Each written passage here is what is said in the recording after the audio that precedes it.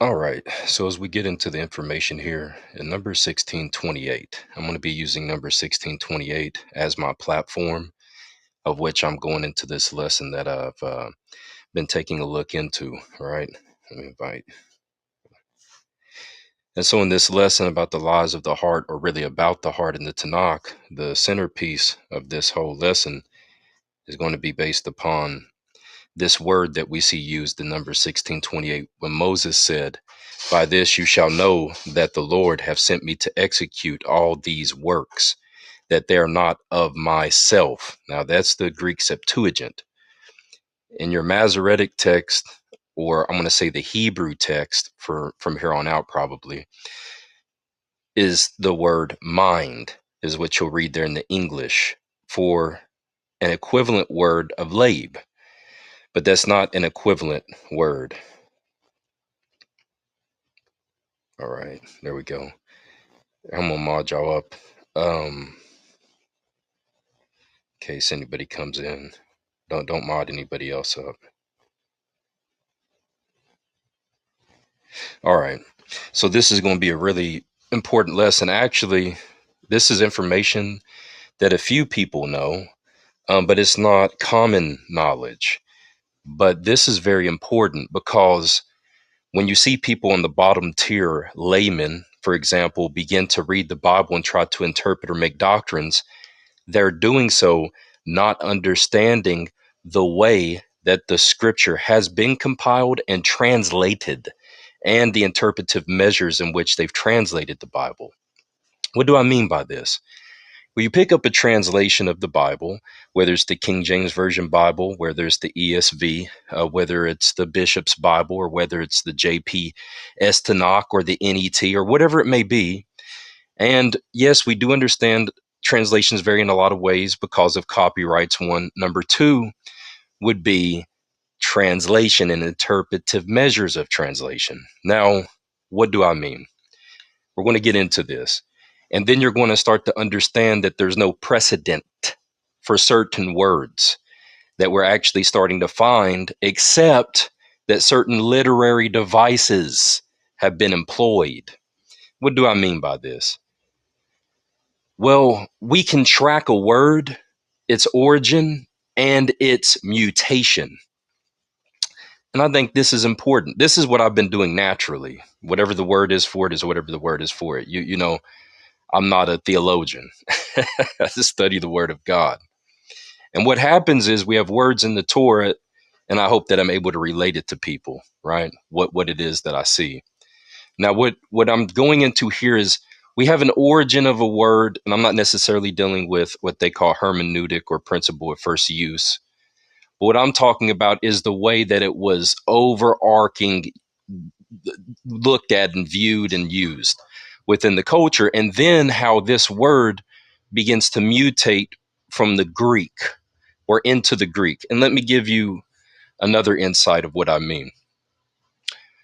Phrases change. For example, what we would see in the Hebrew, for let's say in English, it would, be said as such, and we are seeking to please thee through thy commandments. Well, in the Greek, you might say, and you might see once it's now translated into Greek, that Hebrew, and once we bring it into English, now it may come out as, and we have done all these things through the Lord. Well, hold up a minute. How did we go from one that says, we have done all these things through his commandments or what have you, but now we see we've done all these things through the Lord? Well, actually, you can see how this stuff happens. You can actually see how it happens. And when you can see how it happens, now you're going to be able to read the New Testament and connect it directly to the Tanakh in the way that is meant from the writer, right? So let's say the writers of the New Testaments are Hebrews. The writer of the New Testament and those who, works are compiled, quote unquote, what we call the New Testament today. The writings, the epistles, the gospels, etc., are all written by Jews. Some people say Luke was not, right? So we do know that these people have their mind founded in the Torah and the way that things have been traditionally viewed for generations, right? Nobody can get away from this because we're all born into this. Numbers 16:28, this is from the Tanakh. Now I'm going to get into it. I'm going to start trying to push fast here. Moses said, hereby you shall know that the Lord have sent me to do all these works, for I have not done them of my own mind. Now, the word mind here is lab. It is the Hebrew Strong's Concordance number 3820. Lab means heart, also used figuratively very widely for the feelings, the will, and even the intellect. Likewise, for the center of anything, care for, comfortability, consent, consideration, courage, courageousness, friendship, being friendly, etc. Broken, merry, etc. Right? Now, this word does not mean mind. I want everybody to understand this right off the rip. This word is heart. This is not a literal, this is an interpretive translation when they put mind in the King James Version Bible. As well, most translations follow this. The NET says in Numbers 16:28, then Moses said, this is how you will know that the Lord has sent me to do all these works, for I have not done them of my own will. That is not the word will, okay? That is the word heart. That is another interpretive translation. Now look at the ESV. And Moses said, hereby you shall know that the Lord has sent me to do all these works, and that it has not been of my own accord. No, not one of these three translations have given us what we actually read in Hebrew. And this is important because this is how later a word in Hebrew that quite literally means heart is just going to be swept away. The whole word heart, the whole word lab is going to be swept away because later we're going to see in Greek, they're not going to use an equivalent, which would be, let me pull this up to make sure I pronounce it properly. It's spelled like Kardio, like we would say cardio, but it's the heart. That would be the equivalent, if you understand what I mean. If I were to say in somebody's language heart, we're talking about the vessel in the chest. In Hebrew, it would be lab. In Greek, it would be cardio, right? Or however you want to pronounce that.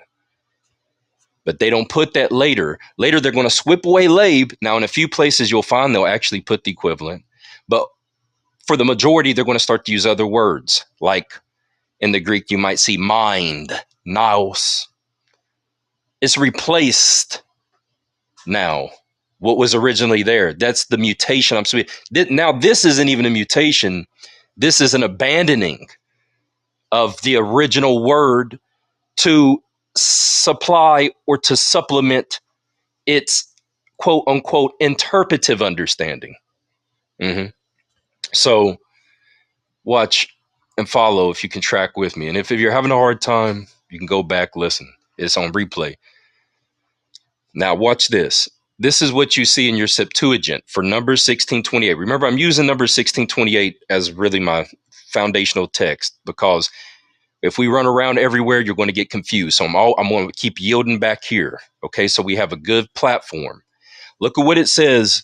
And this happens in numerous places. I want everybody to recognize and realize.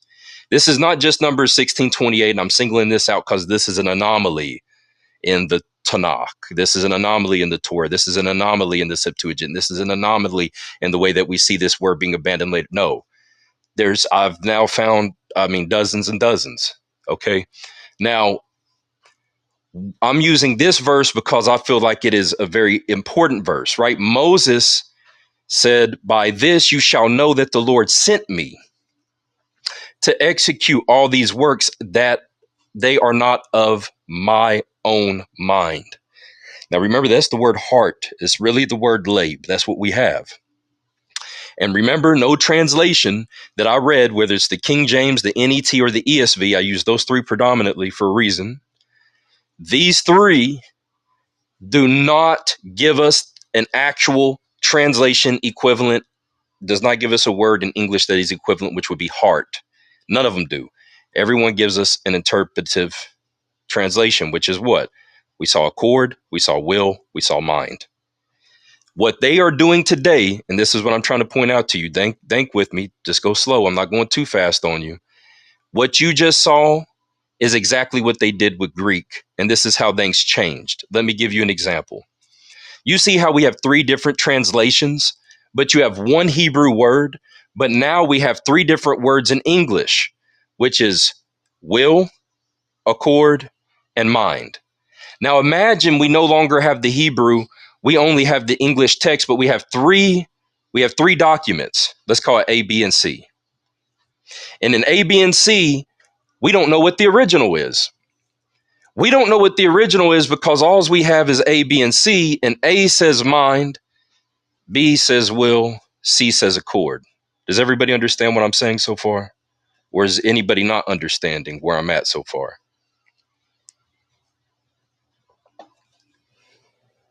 Or somebody? Can anybody hear me? Yeah, I'm understanding what you're saying. All right, very good. All right. So now we go back to the original text.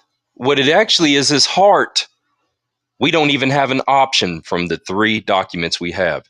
In A, B, and C, we have three words to choose from, but none of these three words are actually the original word, and we don't have a fourth option, and the fourth option is heart. This is how we get into the lies about the heart, or the lies of the heart, right? Kind of a play on words. Nous Labe, and this Greek word, Emautō, right? Which is myself, right?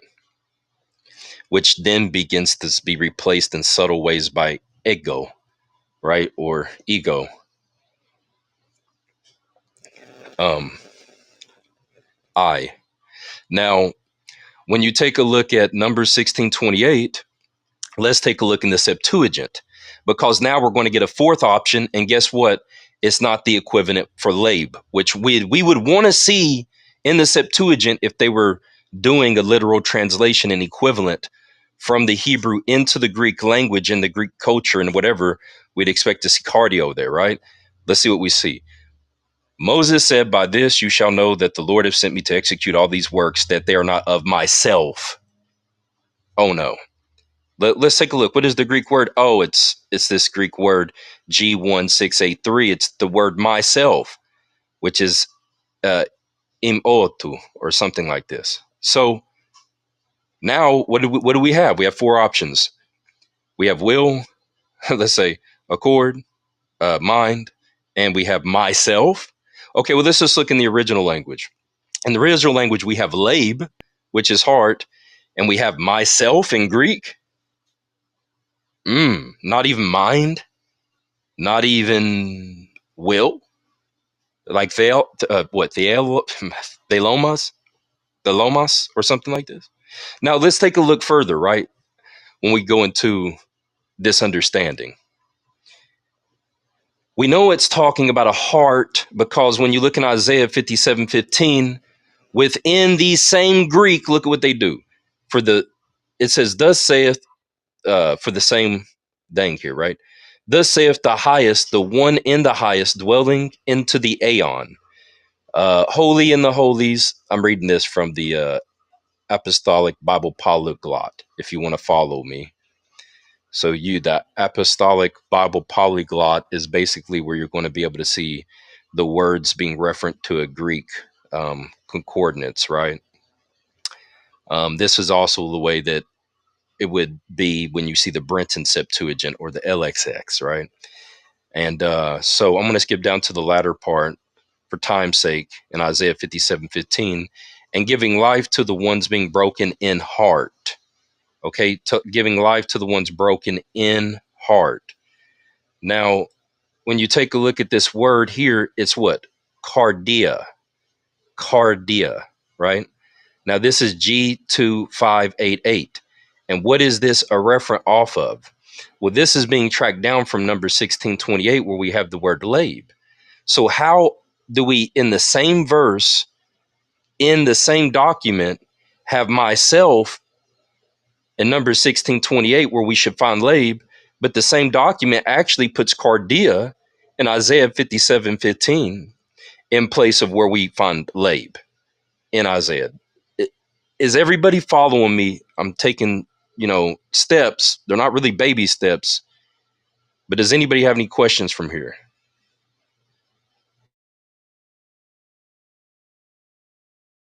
All right, cool. So see, now what I've done is I've substantiated that within the same document of Greek, they've chosen themselves to give you two different Greek words for the same Hebrew word. What this does now is disqualify the Greek translation for any precedent of an origin of the understanding or the meaning of that specific word. I don't know if y'all are following me yet. What I mean is this. When we take a look at the word now, cardia, in Greek for the Hebrew text, right? The Hebrew being brought into Greek. When we look at that, when we look in the Greek text and we see that word cardia now, or when we see this word, or cardio, however you want to say it, or when we see this word, myself, right, in the Greek, that is, and I know I'm butchering these words. We get somebody who speaks Greek here. Emautō, right? These two words, they're just supplements, or what we would call circumlocution at this point for the word labe. Because you cannot go now into oh, well, no, this is heart here, but wait a minute, this is actually speaking to a self here, the whole being of a person here. This is speaking to their heart, soul, mind, and body. You just made a huge mistake. You just made a fatal error doctrinally, and this is what we've been dealing with. And what do I mean? Because they've done this predicated off of a misunderstanding that that's just the circumlocution for one origin word, which is labe. Now, as I go forward, why is this important? Because as I was sharing with David earlier, it revolutionizes now how you even would read the New Testament. Now, when you read things like soul and spirit, you can't even take any weight to this.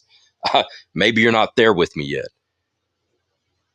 Or when we talk about soul and spirit, because there's a lot of things that begin to happen in the way of what seems to be necessary traditionally for them to render things into the Greek from the Hebrew, or even from the Hebrew understanding.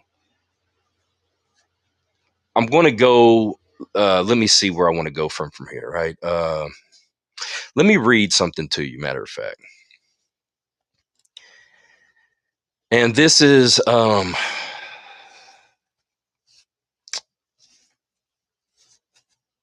going to pull this up. All right. This is from BibleTools.org. The meaning of mind in the Bible from the International Standard English Encyclopedia.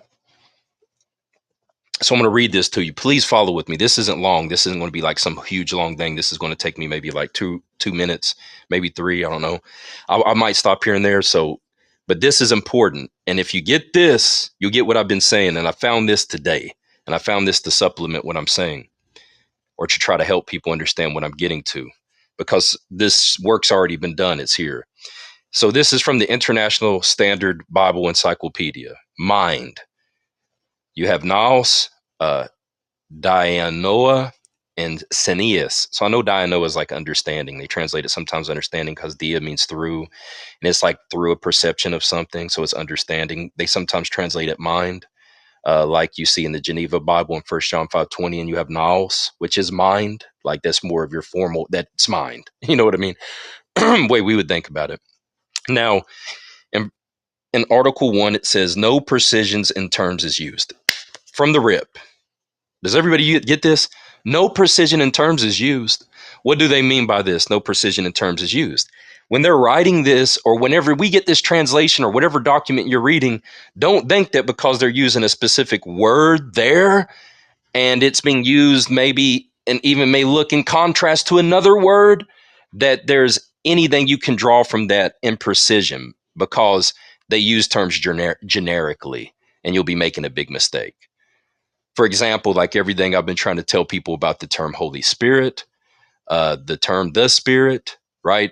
When we see the fatal flaws made with even terms like the word or debar doesn't even really mean word most of the time. A lot of places it should be promise, but we never see it promise. They're going to translate it the word there. But anyway, when we take a look at more, if they're going to be interpretive as they do and try to be whatever it is they're trying to produce. So this says we look in vain in the Old Testament. Think about this. This is the International Standard Bible Encyclopedia. No precision in the terms is used. We look in vain in the Old Testament and New Testament for anything like scientific precision in the employment of terms, which are meant to indicate mental operations. In the Old Testament, Labe is used to stand for various manifestations of our intellectual and emotional nature. We are often misled by the different renderings in the different versions, both early and late. Sometimes nefesh, or quote soul, end quote, is rendered by quote mind, end quote. Deuteronomy 18:6, the King James Version. So what does it say in Deuteronomy 18:6? New King James Version. So if a Levite comes from any of your gates, from where he dwells among all Israel, and comes with all the desire of his mind to the place which the Lord chooses. So what is he telling you? Nefesh, which is soul, is rendered mind in Deuteronomy 18:6. And what? English. He's saying, look, they don't have no standard. They're willy-nilly.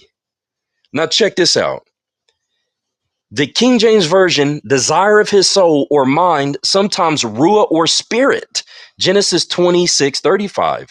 And they were a grief of mind.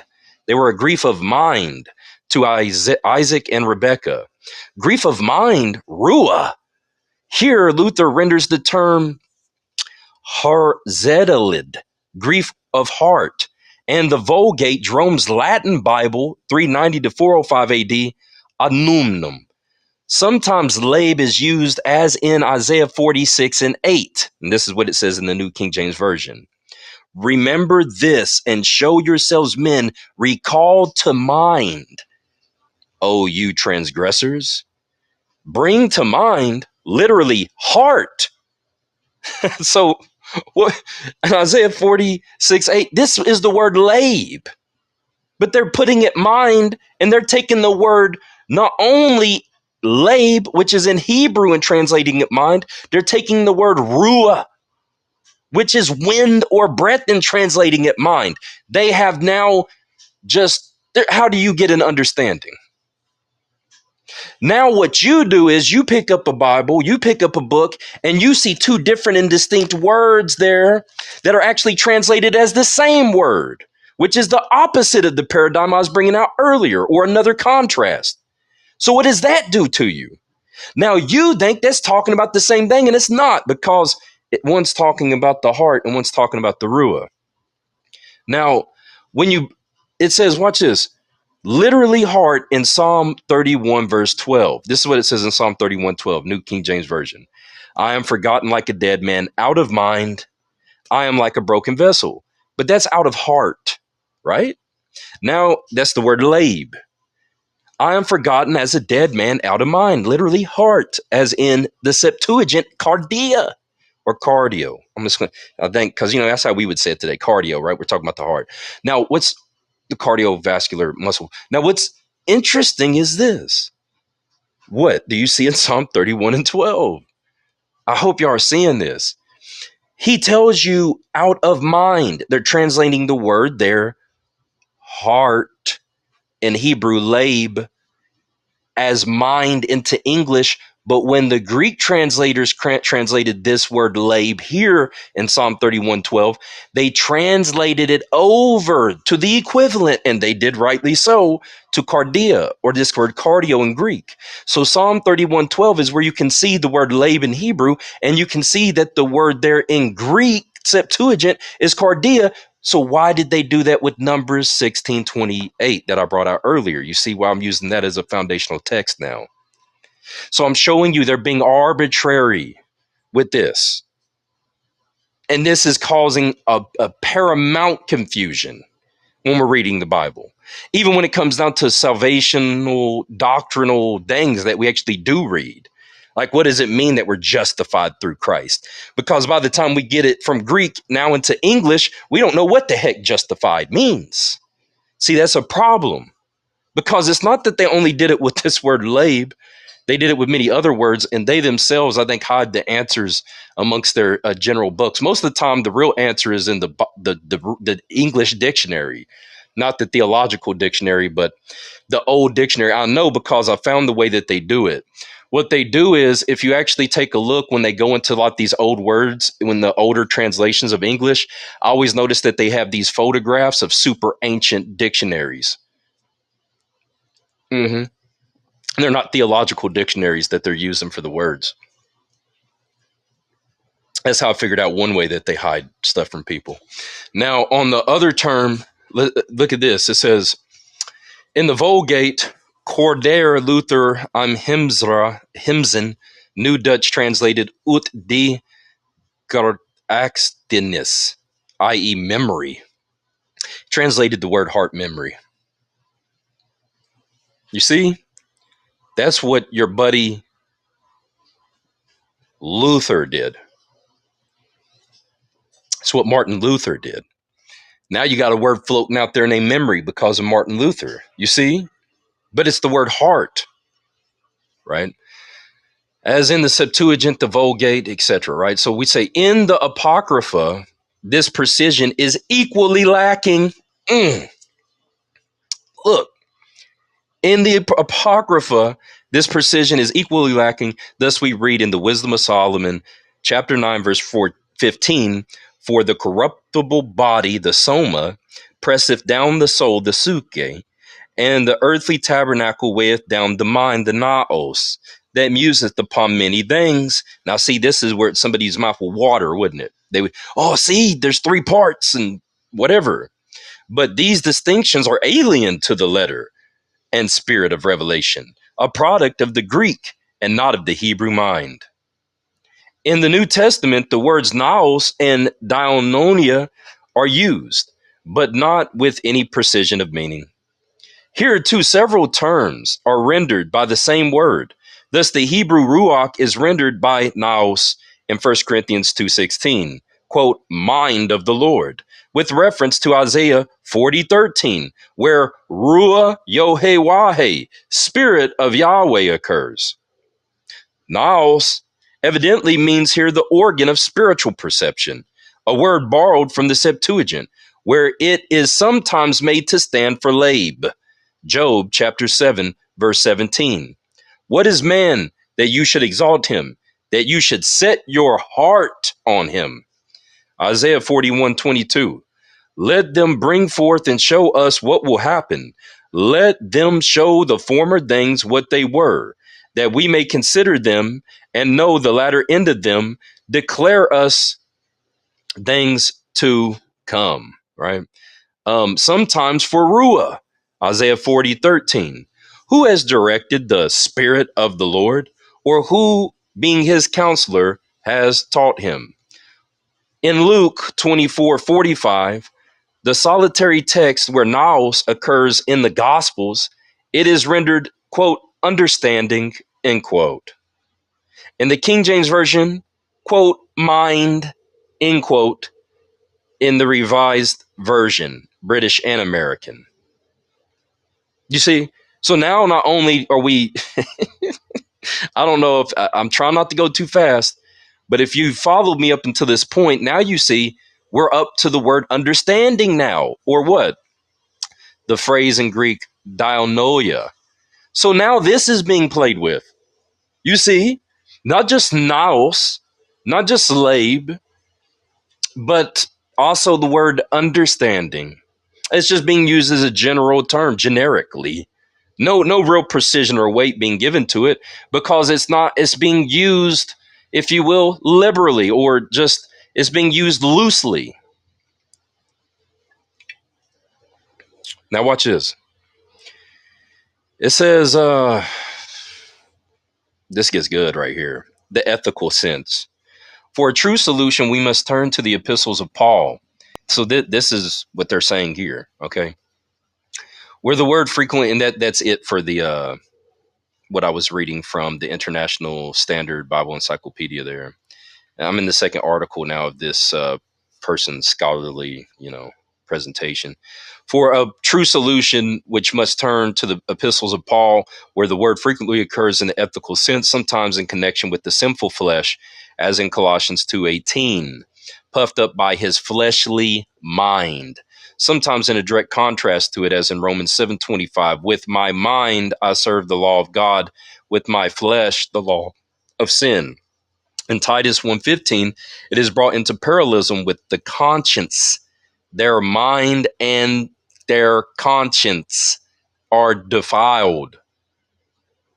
Phrases like a reprobate mind, quote, end quote, and, quote, corrupted in mind, end quote, often elsewhere, Romans 1:28, 1 Timothy 6:5. From this state of corruption and from retrobation, men must be saved. Hence, the necessity of complete transformation of renewal of the inner man, Romans 12:2, is by the renewing of your mind. Now, you see what they've done? It's not. It's actually your heart. Now, well, why is that important? Because I want to get into this part within this lesson, because God actually has a heart. And God talks about his heart a lot. And God's heart feels. God feels anger. God feels sadness. God feels joy. This is actually the Hebrew understanding that they keep presenting and why they saying God has a heart, right? Or a soul. Now, what's interesting about this is when you take a look at the New Testament, though, you're finding the word mind everywhere. You're not no more is it the word heart, but the mind is actually what they're trying to get away from. What do I mean? Because that's intellectualism that's being presented, type of intellectualism which is founded and predicated in the formation of words. But God moves people by way of conviction of the heart, not the intellect. What does that mean? Well, this is interesting as you read actually throughout the Tanakh and in the New Testament, because, and sometimes there's a little overlap, to be totally candid. But what's interesting about what we're seeing is men can't approach God by rote, by mechanical, intellectual practice, even if it's even founded in the right ritual. And the reason why is because their heart is not in it. They do it not with cheerfulness. Okay, no. Wait. So it is our heart which must be made new day by day. Now, this is totally different when we get into the Tanakh now and we read about things. Because before, when we see things that predicate or point to something that is a process of thinking, more so on facts or on education or tradition, the original foundation was that in which the core of the man longs for. Like, there are things that are smart for me to do, but I don't want to do. That's because of my heart. But there's some things that I do want to do that I don't do because I know they're not good for me. Because the heart can be deceitful and desperately wicked. You say, who can know it? So you understand this part. Now, as we go forward, the person saying here is the solution, or how we can find a solution, is within actually the epistles of Paul, where the word frequently occurs in its ethical sense, sometimes in connection with sinful flesh, as in Colossians 2:18, puffed up by his fleshly mind. You see how this would be more so a desire. Now, when you see sometimes in direct contrast to it, as in Romans 7:25, with my mind I serve the law of God, and with my flesh the law of sin. In Titus 1:15, it is brought into parallelism with the conscience. Their mind and their conscience are defiled. Okay, so dianoa, which understanding, and noos, which is mind. Another word with possible and deeper meaning is sometimes employed, namely dianoia, right? I know I'm pronouncing that wrong, forgive me, which literally means meditation or reflection. But see, this word is also translated sometimes as mind, sometimes as understanding. It is found as synonymous with naos in a good sense, as e.g. in 1 John 5:20, he has given us an understanding that we may know him that is true. Evidently, the sense here is the same as in Romans 12, verse 2, right? Do not be conformed to this world, but be transformed by the renewing of your mind, that you may prove what is that good and acceptable and perfect will of God. And renovated mind capable of knowing Christ, right?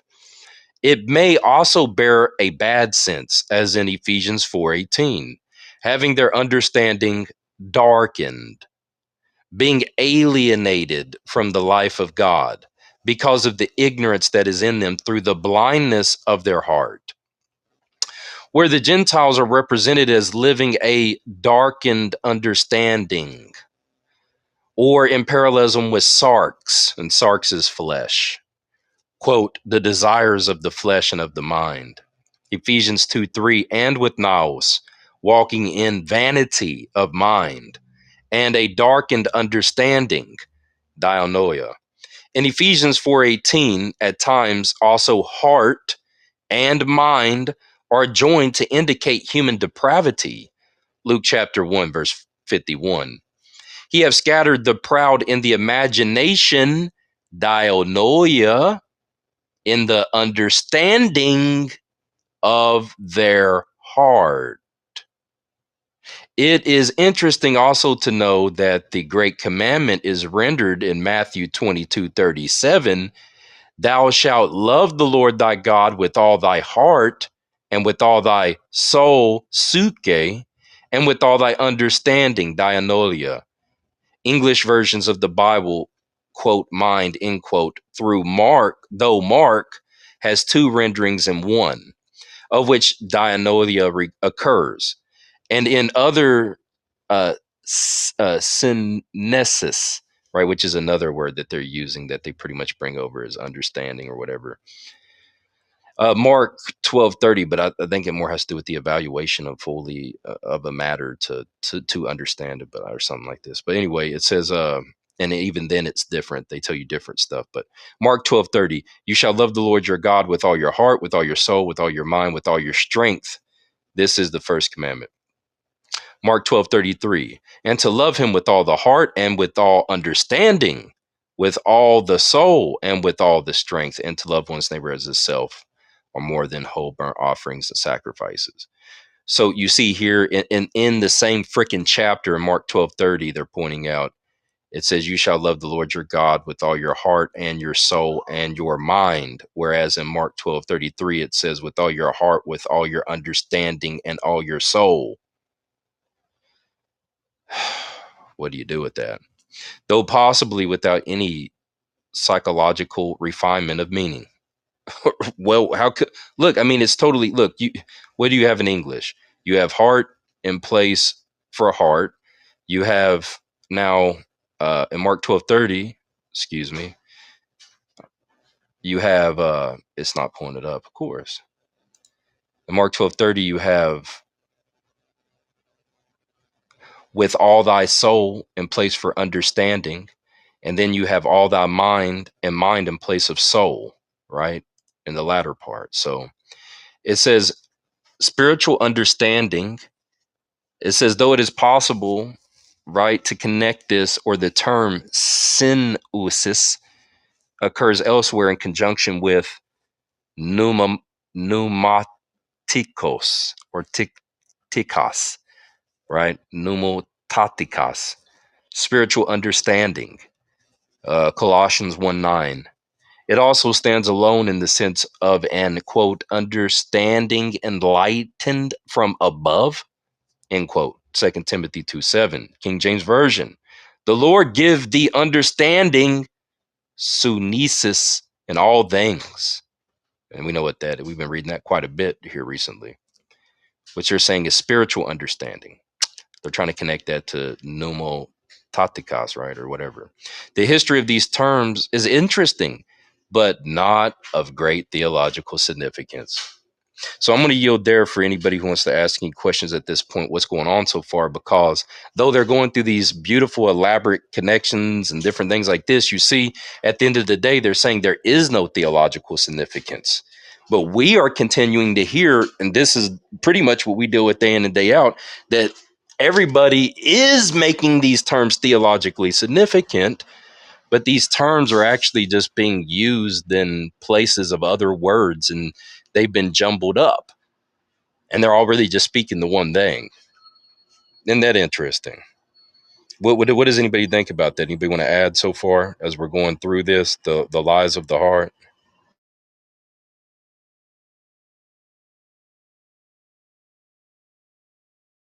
All right, and I'll give some people some time if they want to come up from down there, and if y'all want to get involved.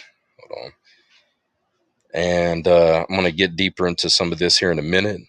But I wanted to sink in a little bit, right? I know I've dumped a lot of information so far. And a lot of people, a lot of you read the Bible.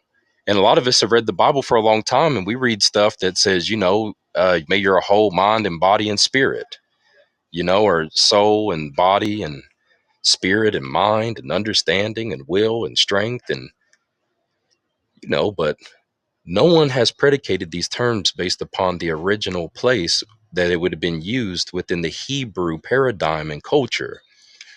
Why is that an issue? Because you need to search the scriptures. I mean, clearly, you need to look at the Tanakh, is what I would say. And you need to figure out what God means when he says labe, when he says heart. And you need to figure out what God says when he uses another term. And you need to think for yourself, why is it that we have in Numbers chapter 16, the same Hebrew word labe be translated accord, will, and mind? And so that's why you would get one text that would say naos. One would probably say thelomos, will, somewhere in there, something like that, theleo, however you pronounce it. And then you would have another that would say accord. How would that be rendered? Maybe it would be rendered hen in Greek, Hen, I and my father are one. So now well, if I wanted to bring over translation, I could say, I have not done this. Moses said, I have not done this works of my own what? Mind. Meaning he's done it what?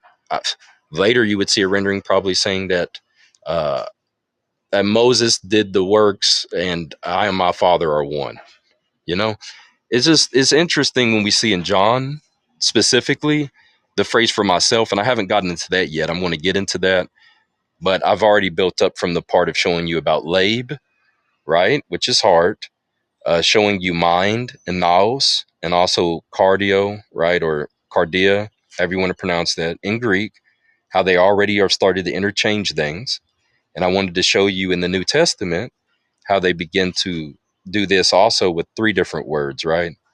The Sinudius. I have to pick this. It's horrible. These words are horrible, and the way they translate them, rate them are horrible too. I hate it. But and then it's what dianoia, and then also naos, and but I haven't even got to myself yet. Like in John 8, where Jesus keeps saying, "I've not, spoken of myself," and all these other things where he says, "I myself can do nothing."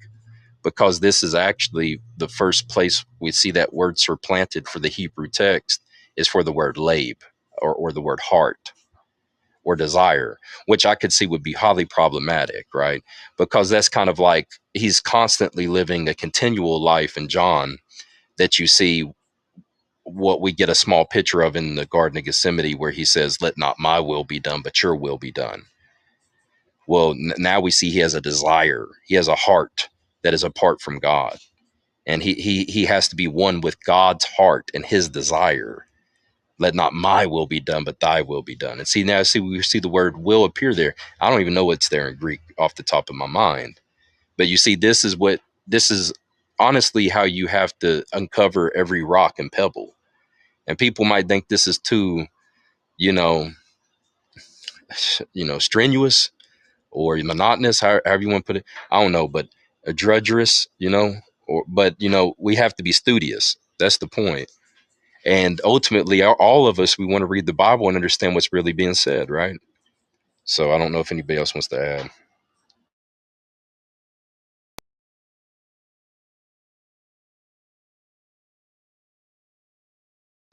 When you get this, and you're in arguments with theologians, and when you're in arguments with apologists, and they begin to be dishonest and act like they know what things mean, you have a now a good thing in your pocket, an upper hand, because see, you know that they don't know what they're talking about now. And this is what I'm trying to point out to you. When they talk about the Holy Spirit is this, that, you know they don't know what they're talking about now, because the term Holy Spirit is used as a circumlocution in the New Testament text for many things like prophecy, or the will of God, or even his mind.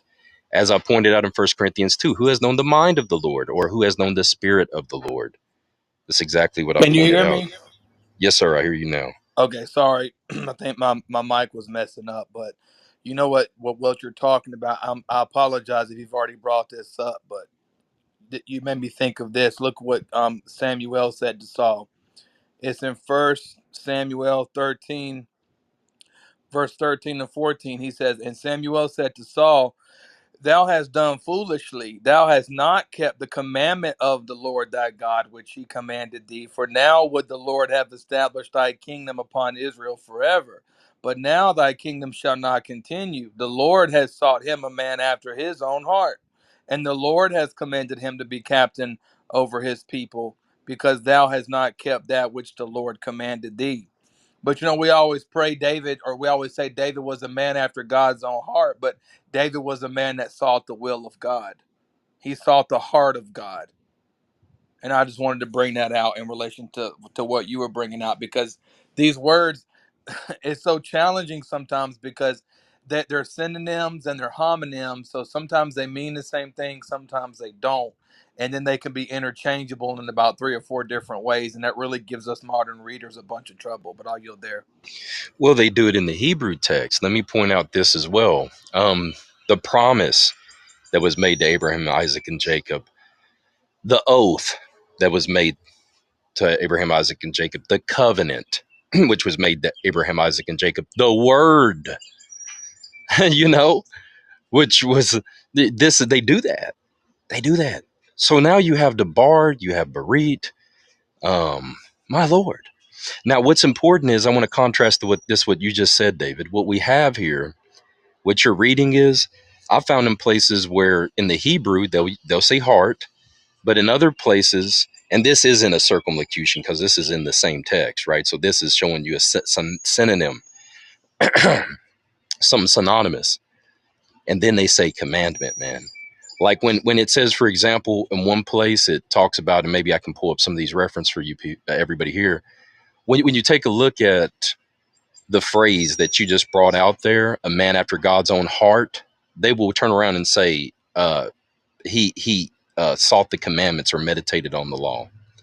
Or like when you take a look in the actual Hebrew, like I just used with the references of the same phrase that you see when God made that promise to Abraham. Later it says he had a covenant. Later it says the word he promised or whatever, the oath in another place. You also see that begin to happen with what they talk about the heart. And ultimately, some places you'll see where later, even in the Greek, they use a commandment, like you just read there about David. So, yeah, he sought the will of God because of his commandment, you Right, see? And that's what he's saying, is that he was a man after his own heart, meaning what was in God's heart was his commandment. right. And And when you know David found the what? commandment in God's heart, he was one with him. I knew, okay, I knew I wasn't crazy.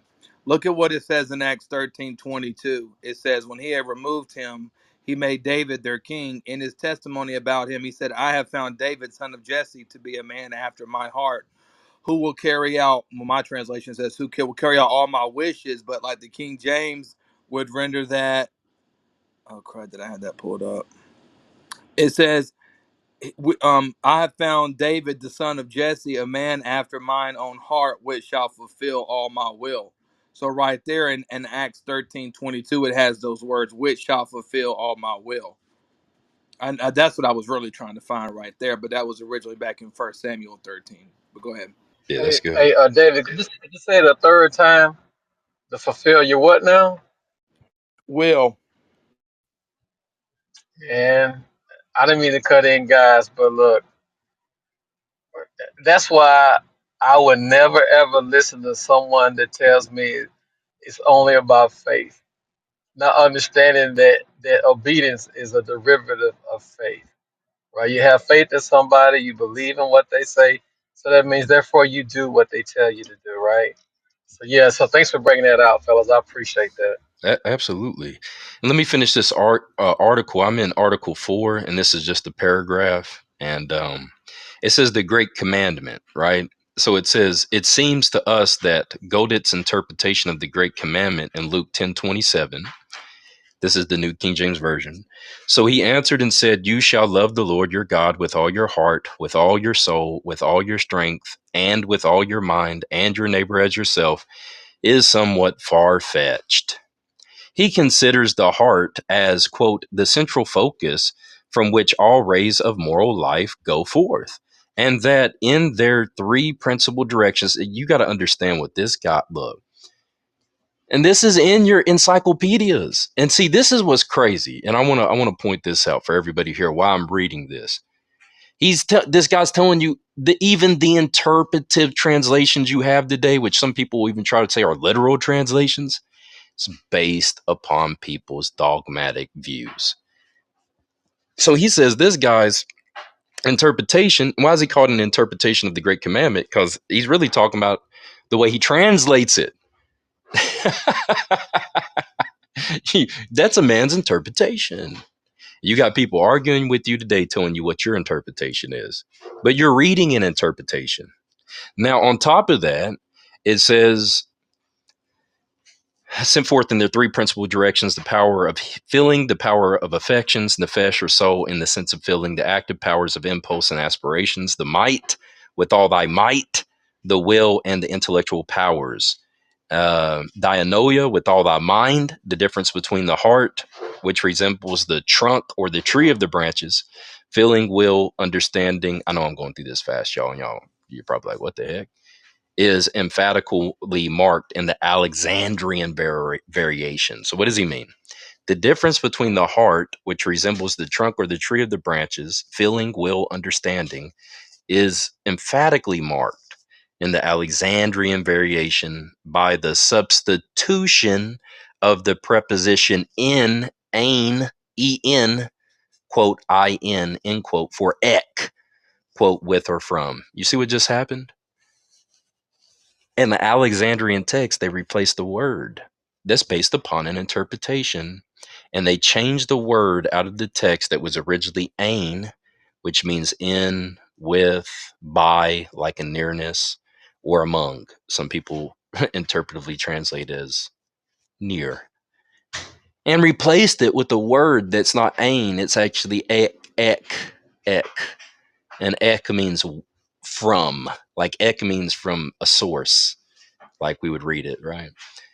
In the last three members. So in every single place. Or with, emphatically. So what do you have here? They just changed the Shema.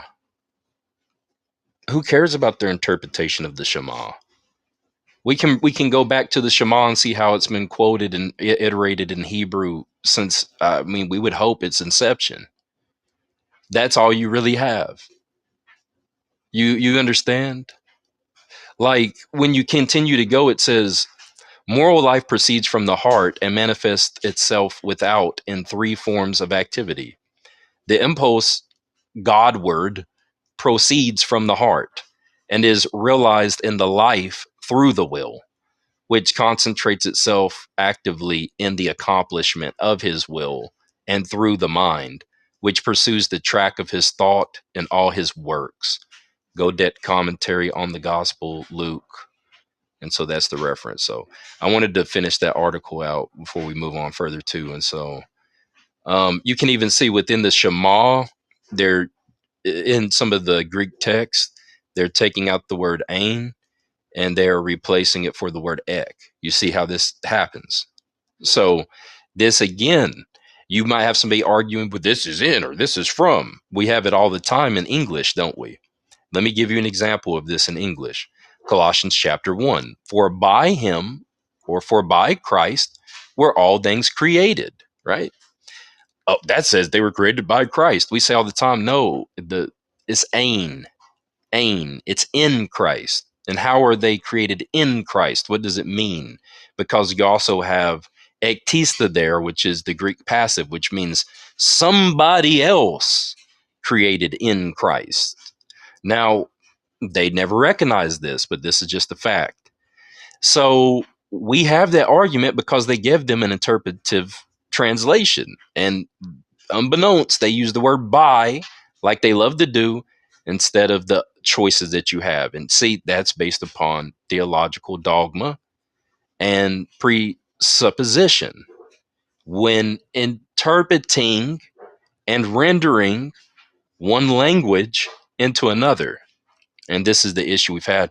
We see it with the Greek as well, that they're what they're doing.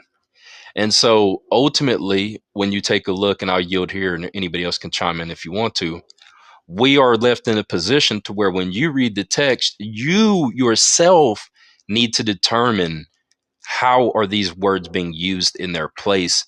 Ultimately, what is the overall sense? And this is what I've been trying to tell everybody.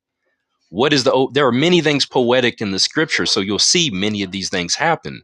But we're dealing with the people who are methodical, and methodical in an anal, rigid way, which means they're going to take something that says, you know, soul and spirit, right?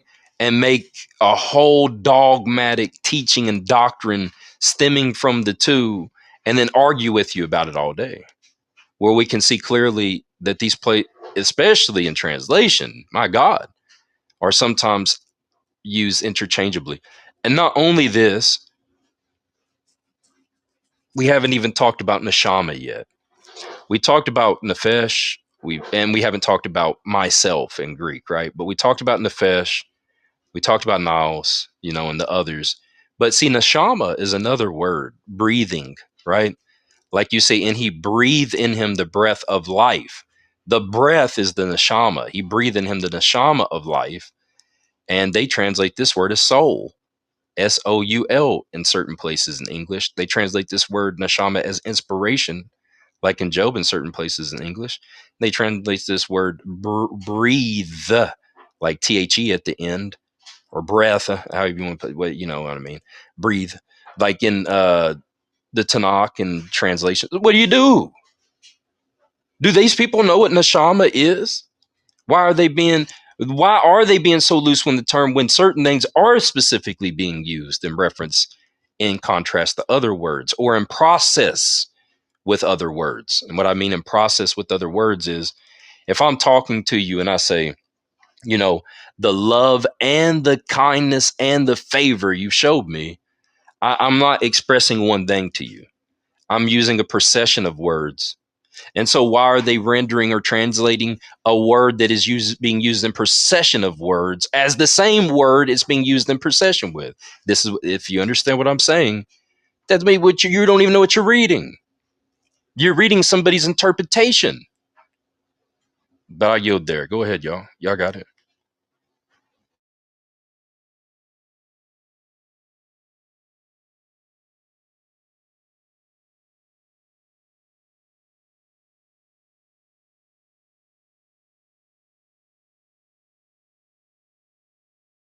All right, so let me continue to go through some of these examples then, and y'all chime in anytime you want to.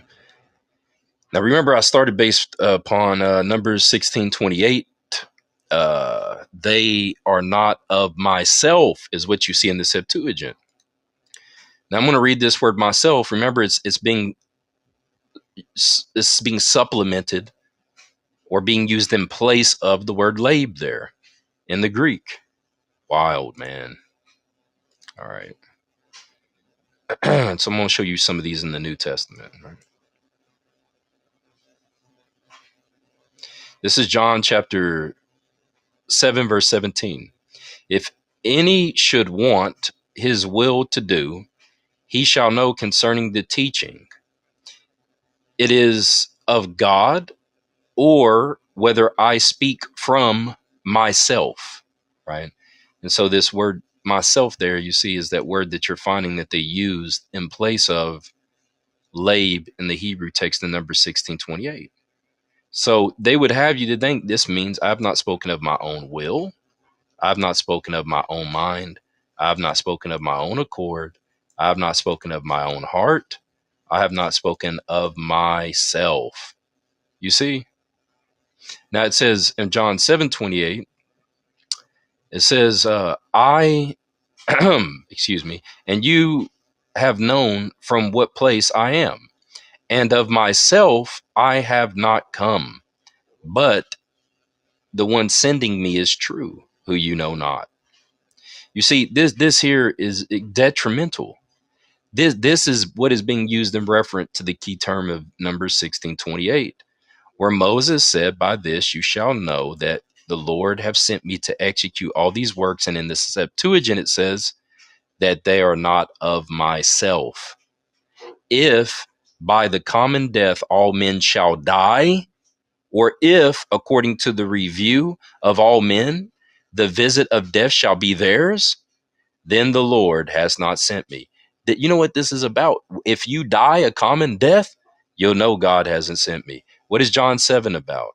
John 7, unless you believe I am he, you shall die in your sins.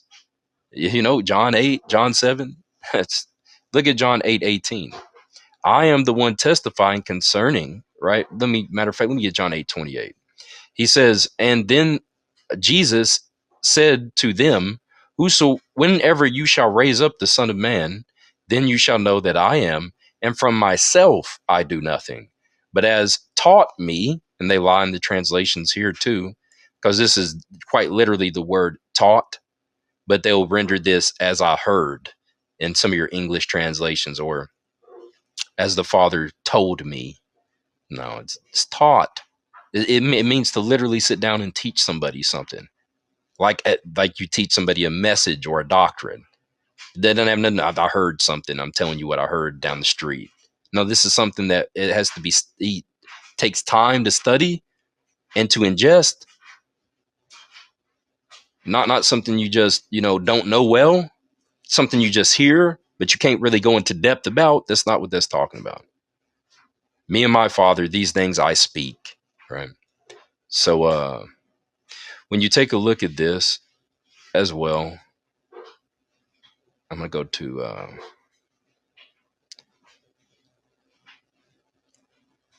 the Hebrew here. When we talk about they're rendering this word mind, right? So,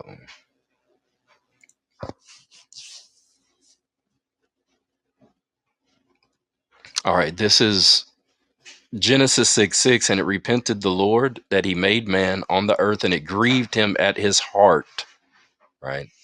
So if you see this, it grieved him at his heart, Genesis 6:6. Now look what they do in the Apostolic Bible Polyglot, right? And God pondered that he made man upon the earth, and he considered it. Do you see what happened there? There's no word heart. Now they put the word considered it. You see? He considered. That's an interpretation. When you take a look at this, it's the word what? Dia noio, which is connected to dianoia, right? Dianoia, which he considered it. He thought about it. When you take a look at Genesis 8:28, right, in the Masoretic, and the Lord smelled a sweet savior, and the Lord said in his heart, I will not again curse the ground anymore, right? And so what we have here in the Apostolic Bible Polyglot is, and the Lord smelled the scent of the pleasant aroma and said, the Lord God, in considering, I will add yet. You see, I will not add yet to curse the earth on account of the works of men, for what thoughts he clings to. Now, it's the same word again, considering. You see, they've left the word heart, but in the Hebrew text, they didn't. So they're deviating where the Hebrew text doesn't to give you an interpretation. That's what I'm trying to show you. And so now you have a problem, because when we talk about the word heart, or we talk about the word here that you see considering, or you talk about the word mind, it's all just one word. And we're being given so many different words for one word. And this is where men can what? Argue and have strifes of words. That's what Paul's talking about. What is the meaning of that then? But what is the actual understanding? And yeah, this is what is the understanding? You see, that's what you're supposed to have. Um, y'all got it.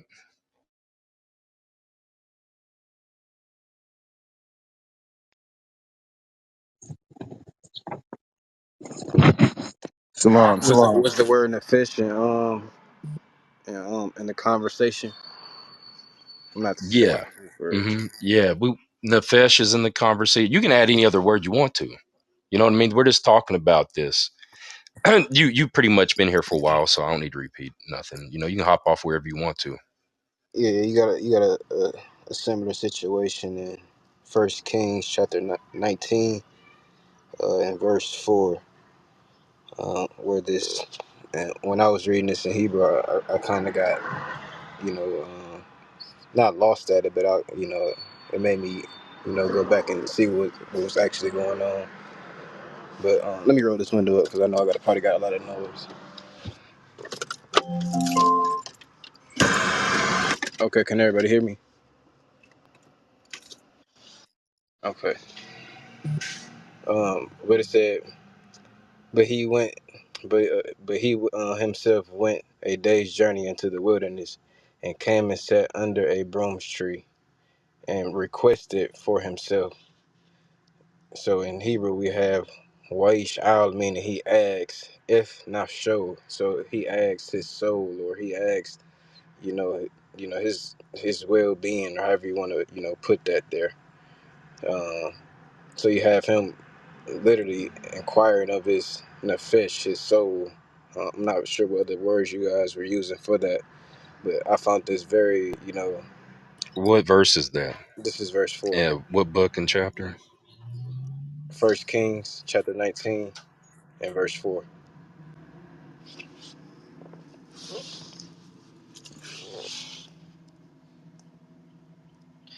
In the Apostolic Bible Polyglot, it says, "If by the Lord, if by any means shall hearken, you shall hearken to your God." Sorry, this is all jumbled up. All the words He sent. Hold on, that don't seem right. Second Kings chapter 19, verse No, 4. First Kings, First Kings. Oh, okay, all right.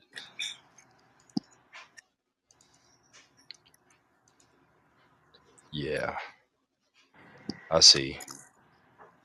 Requested for himself.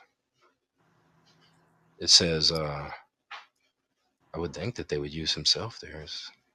And he went down to the wilderness, went by day, and he came and stayed underneath the broom shrub, and he asked for his life to die. So there they use the word suke, which is suke is usually translated as soul or spirit in the Greek. So they changed the word from the Hebrew. The Hebrew there is himself, like you said, it's nefesh. So they Mm-hmm. use suke in place of nefesh. Okay, yeah. All these things have uh, I'm not too familiar with the Greek, but I know nefesh, That would be lev. like psyche, you know. Oh, okay. And then there was something else dealing with the word heart. I believe it's in because it kind of explain on what it means, kind of. So in Deuteronomy chapter 29 and verse 3. So it's gonna say, yet the Lord has not given you a heart, a live. So what does this mean actually? To have a heart or whatever the case may be. The verse is going to explain. Um, it's in reverse right now because he didn't give them the heart. But let's say he gave them the heart. So if they had the heart, they would have the heart to la da'at, to know what, to have some wisdom, knowledge, some recognition of their God. Where in Naim, their oath and eyes to see, not literally, how we just look out and just use our eyes every day, but to see something in particular, even the things that cannot even be seen in a way, if that makes sense. And O is Naim Lishmoa, and ears to hear. So all these things wrap up what having a heart means, to know God, and it's using your senses.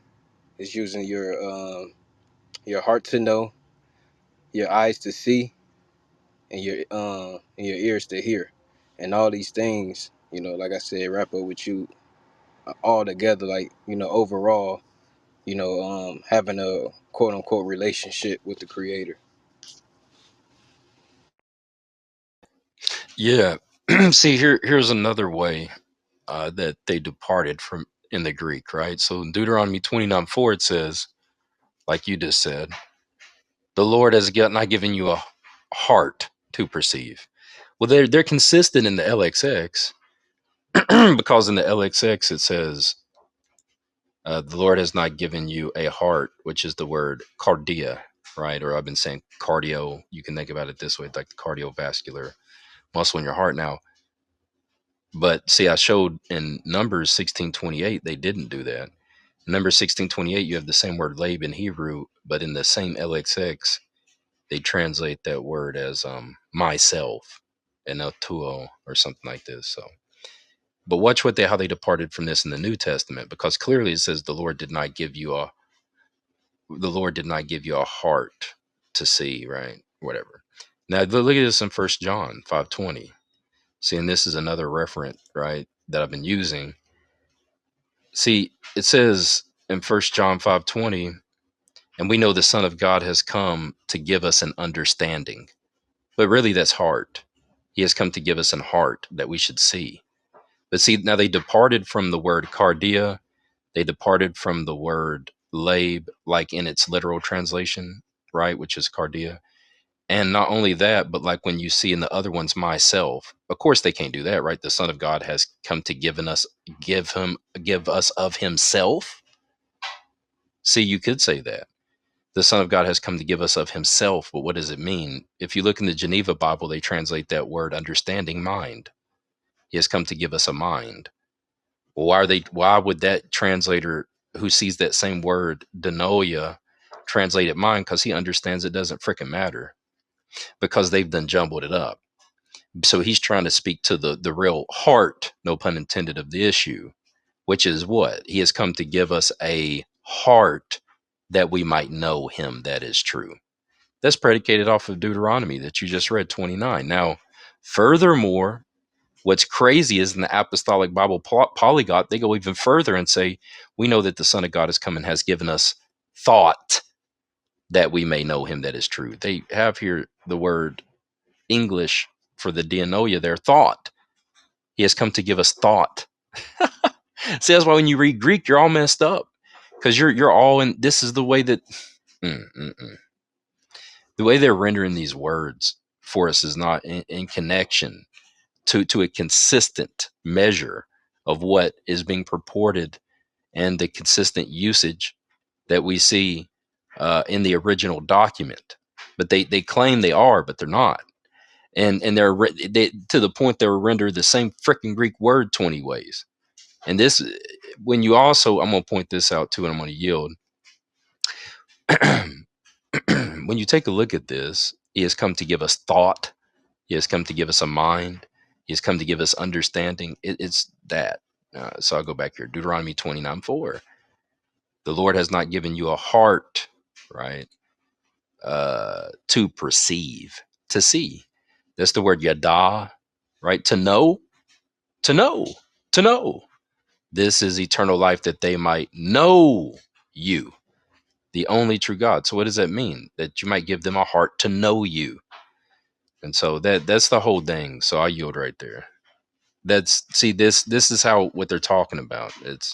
But they're causing a lot of confusion, because they're taking these words and they're dividing its meaning so many times to where people can't just get, like I said earlier, to the heart of the issue of what's being said. And now when you would read 1 John 5:20, you would never connect it with something like Deuteronomy 29:4. And Moses was the one who was called to give them this mind, you see, or this heart, and they would not receive him. And so that's why I went off of Numbers 16:28, right? They did not want to believe the signs, the works. In Deuteronomy 29:3, it says, the great temptations which thy eyes have seen, the signs and those great miracles. You see? So even though the Lord had done all this through Moses, the servant, the people did not believe. That's John chapter 12 and the way they're using it. So we can start to understand not only in the sense of what the heart of the meaning of the word or what God is intending for us to receive from it, but we can see how the translators themselves are arbitrary as heck. And that's a big problem. And their traditions have pretty much ruined a lot of people to be able to see certain things like the word Lord and the circumlocution of Lord for the name of God, and also for an Adoni, which is a human ruler, and in English. And we've seen what that's caused people. God is the Lord. The Lord is Jesus. That's how simple people are. And I just showed there. It's really bad.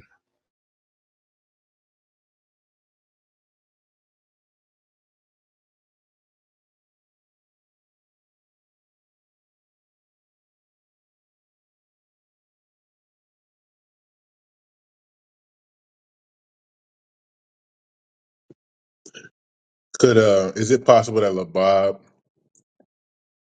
in certain contexts can be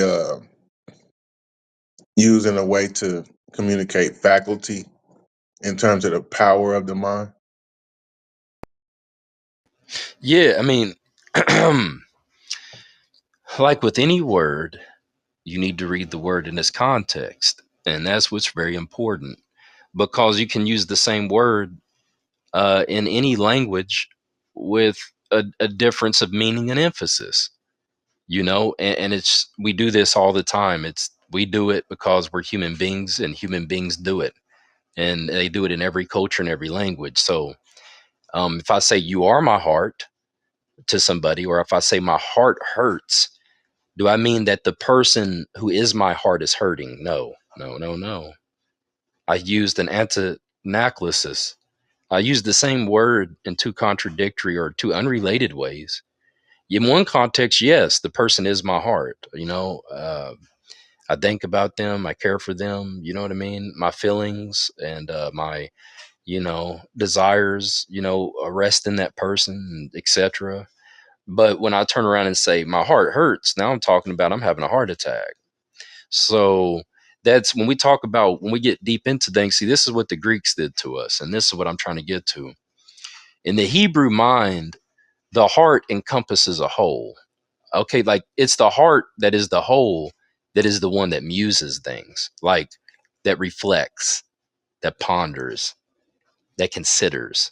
That's why you're seeing all those words that they're saying there, because you see that in the Hebrew text, right? Um, I shall look upon my ways, I shall think in my heart. You know what I mean? So you're thinking in your heart. So within yourself. That's why they translate that also as myself, or as a person, as the person's self. So it's a bad thing to start doing what the Greeks did. And what I mean is start to compartmentalize everything that doesn't need to be compartmentalized, because it's the function of one whole organism. And what do I mean by that? It's like, what is understanding without knowledge, and what is knowledge without wisdom? Like, you need all the parts. Well, how does understanding set apart from wisdom when one is required of access or related information to the other? That's the process of a whole. And what they've done is, it's kind of like you have the cardiovascular system. Yes, the whole system is not the heart, you see, but everything is predicated upon the heart, the flow of the blood, the pumping of the blood, the whole system, is basically run by the heart. So that's what they're trying to relate to you when it comes to Labe. In the Hebrew mind is what I'm understanding. And when they talk about nefesh, right, which they're sometimes translating as soul, that's really related to the life that the individual lives or has. And what I mean is kind of like he is a living soul, right? And so as a living soul, he does many things according to his desires or according to his heart. And when they use this word nefesh, sometimes you have the word zoe in Greek, and zoe means a span or expansive life or vitality. And so the soul that sins, it shall die. Its vitality, its life will dissipate. And they will relate this to the dying of the person. right, of the heart, right? The thoughts and you're right, there no more thoughts are about him anymore. No one brings him to mind, it says in one place. But see, that's heart. No one brings him to heart. No one remembers him. His thoughts, they perish. You see that's not. See, sometimes we will say that's his breath perishing. Well, yeah, he stopped breathing, but what really is dead is what, the fact that he doesn't exist. He's not a living soul anymore. And we know, because when we try to talk to his body, we no longer can hear the heart or the labe of the man. His thoughts, his expressions, his desires, him. You see that, and I think that's the problem. We get into the Greek way. What they start thinking is naos, intellect. Then you have cardia, which is the heart. But you hear body, soul, spirit, and they start breaking it down from the body, the soul, and the spirit, right? But that's not what the Hebrew's doing. If y'all are following what I'm saying here, at least I don't see that.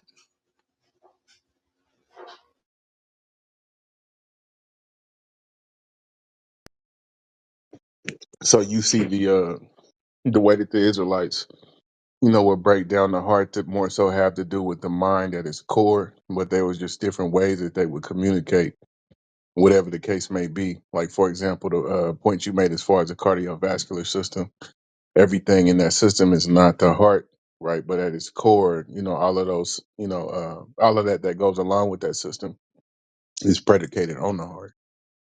So basically, you would say like the heart, like the mind is the center. You see what I'm saying, of what the Israelites were trying to convey, and then Yes, it's the center of consciousness to them. And so yeah, what that means is, like, consciousness is just awareness. But what is your existence of awareness? That's your heart to them. Like, for example, what do you love? What do you like? What do you hate?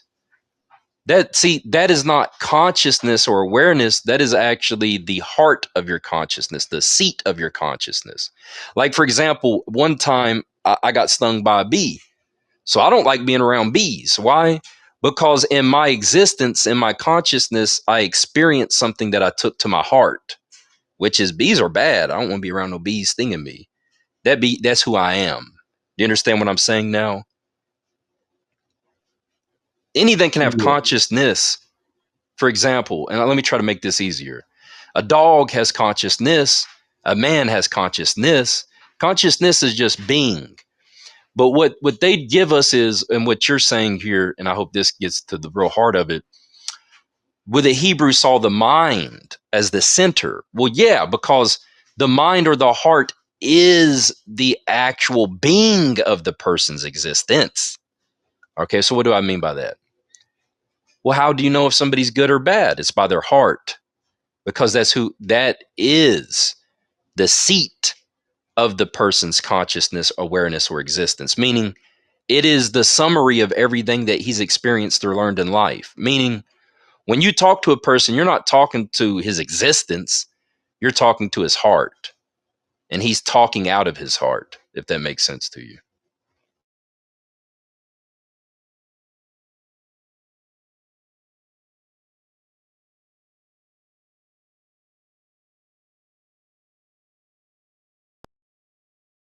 yeah, it makes sense. It makes sense. So the Romans more so, or the Greco-Roman world would have more so understood the heart to be the physical organ. They related it more to mind in the sense of intellect. Like a person's, how do you say this? The thinking principle of a person, not necessarily the connection of the desire to that thinking. More like, so think of more of a robotic type process instead of a process that happens by a person's deep wants and longings, because it's the longings and wants that overrules the person's actual intellect when the person's wants or longings are not subdued, when his heart isn't subdued. So what they say with the intellect, or what they provide the intellect as the form of the heart, is very intellectual. Okay, so like the processes of the mind and the thinking, and they'll look at the system. But God doesn't look at the system, he looks at the heart of the system. Like, you understand the difference?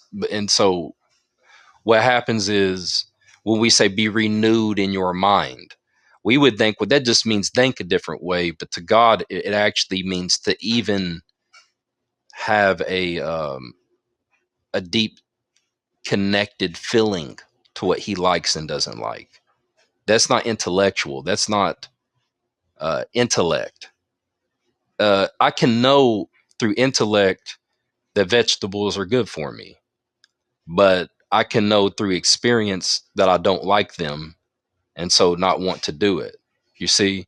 So intellect is different than the heart, but they're trying to just kind of segregate everything into that intellectualism part, and not towards the real heart of why people do what they do, which isn't necessarily what they've learned for the most part, but what they actually want and desire, and what they actually seek for, and what is it they actually you know like and dislike. And what, you understand what I'm saying? I don't know how to make it plainer, honestly. All right. A verb that should be kept in mind when we talk about the heart or the mind is a verb, um, which is it's pronounced zakhar. So and what had popped in my mind was a law in, I think it's Exodus chapter 23. Yeah, if y'all can go to Exodus 23 and read verse 13. So I'm on the road a little bit. Yeah, verse 13. Yes, that's the proper one. Exodus 23:13. Right. Yeah, verse 13. All right, let's see here. Let's see what we got here. It's probably another lie, but it's all right. Yeah, and the reason why I'm Uh, telling everybody this, because there's the word mind in Hebrew is, we would say lave. There's no like lave and then mind like you have in Hebrew. You have cardia and then you have naos.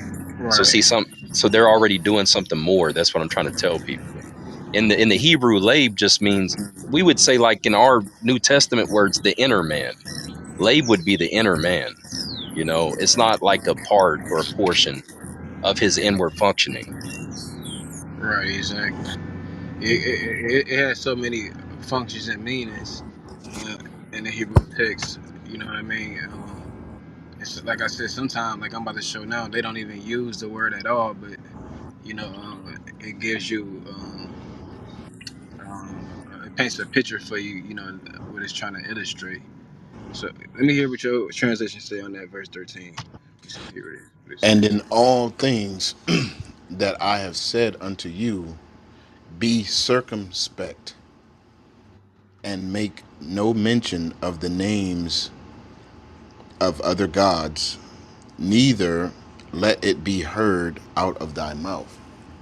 All right.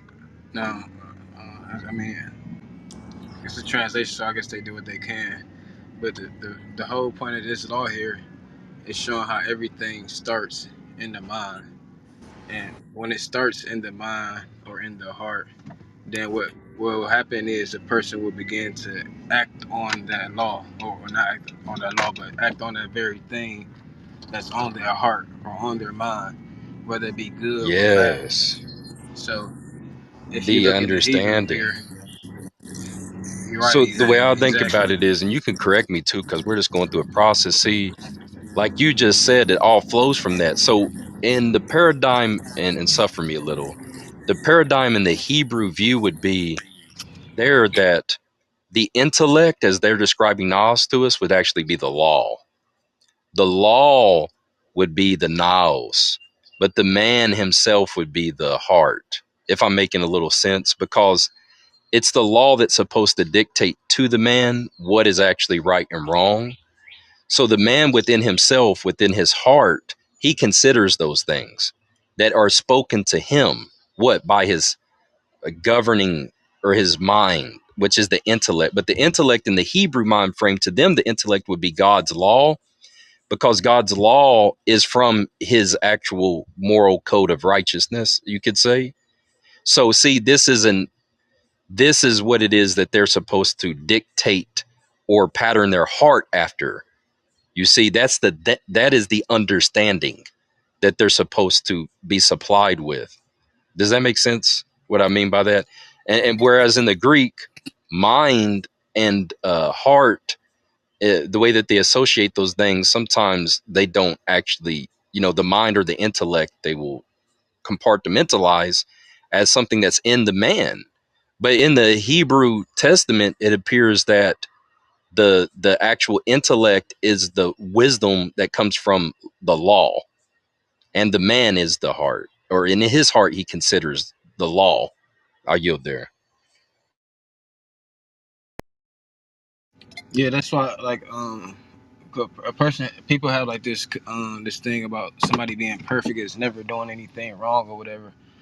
But according to the biblical narrative, what I see in the Tanakh, a person that has the law in their heart and falls short, and they understand that they have fell short, and now they want to repent and make it right.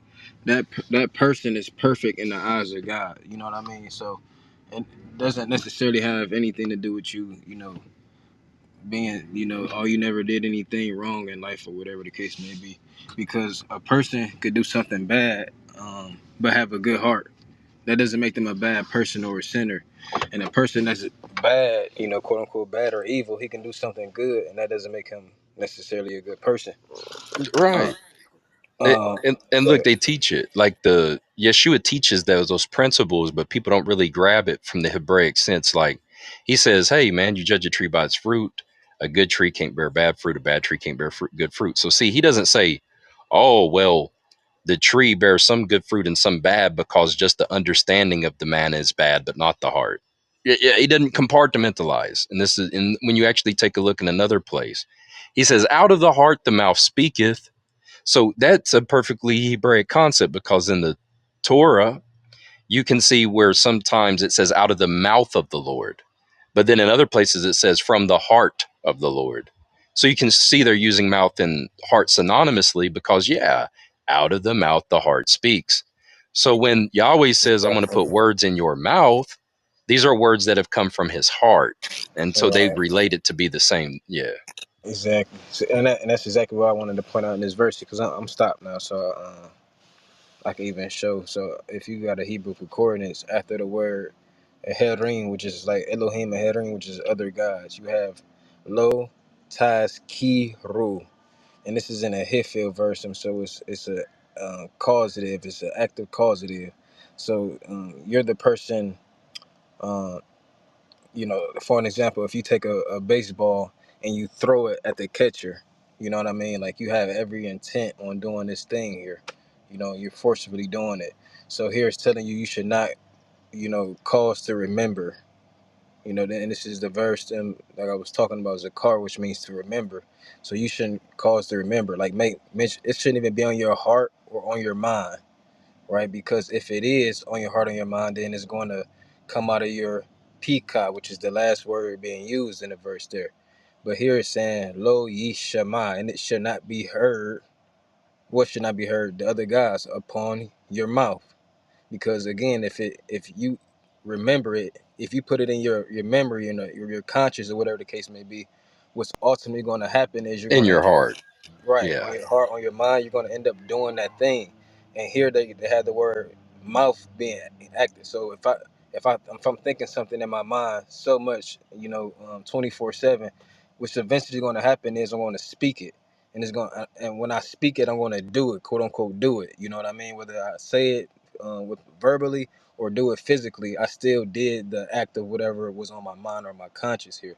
So it all starts in the mind or in the heart, and once it starts there, then it comes out of your mouth or your hands, and however your bodily functions. Right. Right. Yeah, there's and also what I was trying to point out too is that in the Greek text what happens is when they're bringing the Hebrew into the Greek, they start to do what I call paraphrases. And for example, in some of the places you find in this Tanakh where it talks about keeping God's commandments, for example, or like, I know that I shall live through keeping thy commandments or something.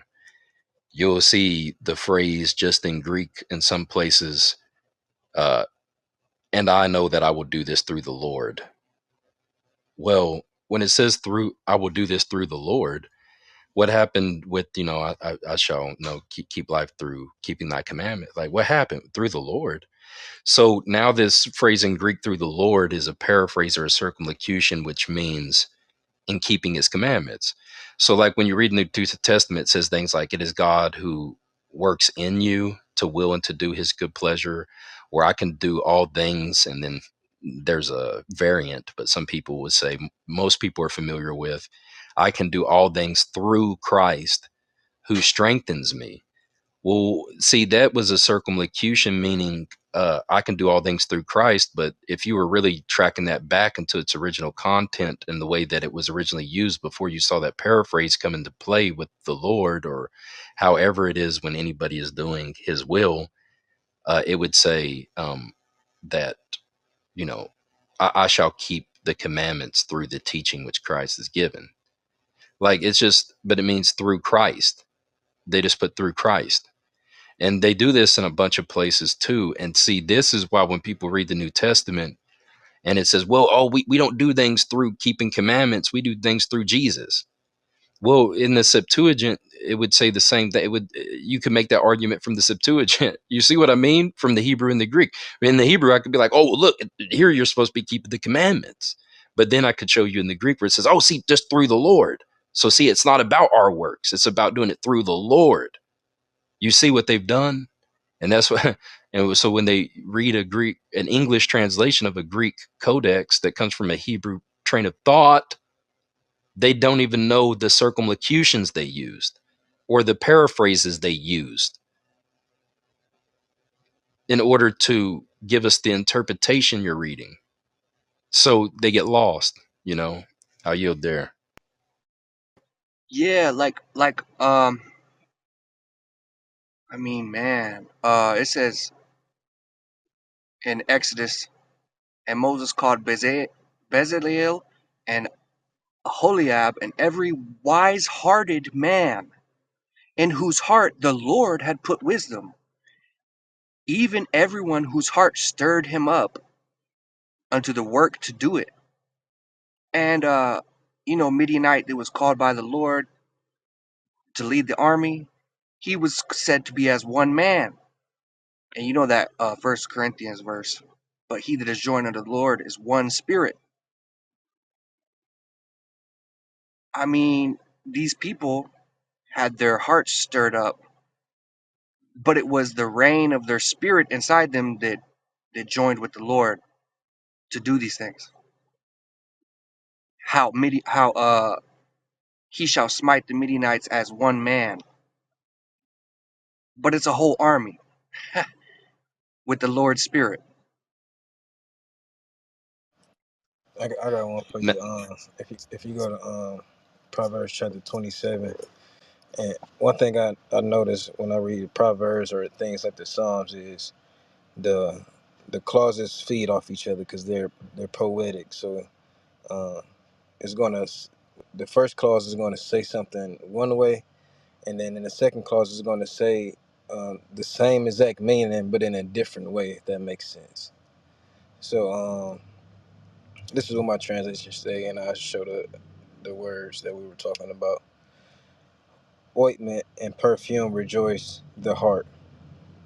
So does sweetness of a man's friend by heartly counsel.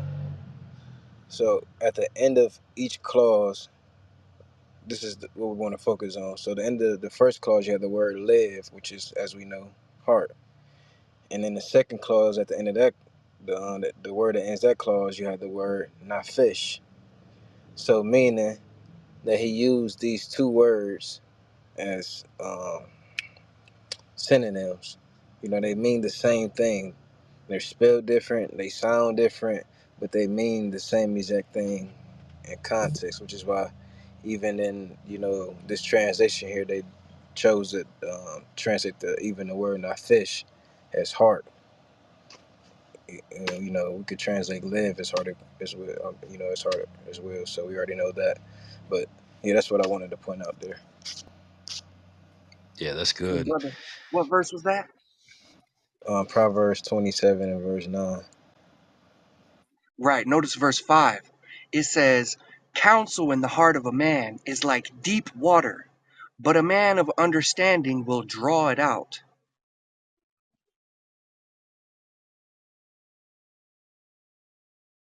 I mean, that's some good stuff. I was thinking of that verse whenever you said it. I didn't know it was two verses prior to the verse you just spoke. That's interesting. Yeah, that's good. And you know, in Exodus 36:1, where you brought out that um, it says, "All who are wise, every wise-hearted man, in whom the Lord hath put wisdom and understanding, to know how to work all manner of work." Uh, in the Greek, it says, "And all wise in thought." Right? And understanding, Denoia, in whom was given wisdom and higher knowledge. So see, they're translating the word understanding, not even as understanding, Denoia, but higher knowledge, which is a word espatello, which means higher communication. It's a word which means communication, to enjoin, writing, that is communicate by letter, for them to perceive.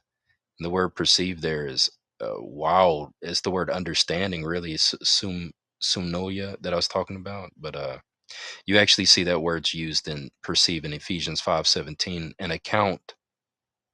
And of this do not become fools, but perceiving what the will of the Lord is. So that perceiving what the will of the Lord is, right? That's what they're bringing over there as the word to perceive, to do all these works for the holiness, being fit according to all as the Lord ordered. So, yeah, you know, a lot of this is real. It's just really crazy what these apologists and all these theologians do, because it's just talking about you receiving information and choosing to act on that information or not. And the man does this in his heart. Like, for example, the paradigm they would give us, if we were to use their paradigm and put it towards the Hebrew way, the man is not the naos. The man is actually the person who can utilize the naos, or like he says, remember or consider. So the man weighs the naos, like he weighs the mind, and he's supposed to weigh the spirit, whether it's of God, you know, before he allows it into his labe, his heart. And so spirits, they're actually connecting with naos, like, and that's interesting because when you see these parables about spirits being leaving a man and then him sweeping and garnishing his place, well, that's his heart, that's the man. And then the seven spirits come back in the end, or with more, and then the end of that man is worse than the beginning. Why? Because he's taken upon himself many different thoughts or divisions, right, against God. Like, so there, in that sense, the spirits would actually be naos. They would be minds.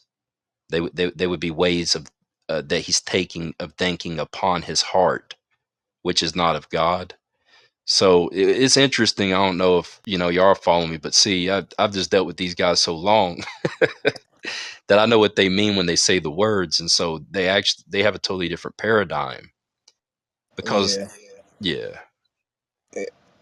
this is also a good one. And Psalms 119, which is, you know, one of my favorite chapters in the whole entire song.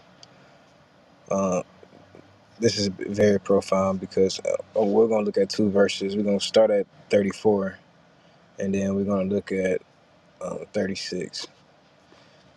And 36 is pretty interesting because it goes in what I was talking about in the earlier verse I had, where it was talking about the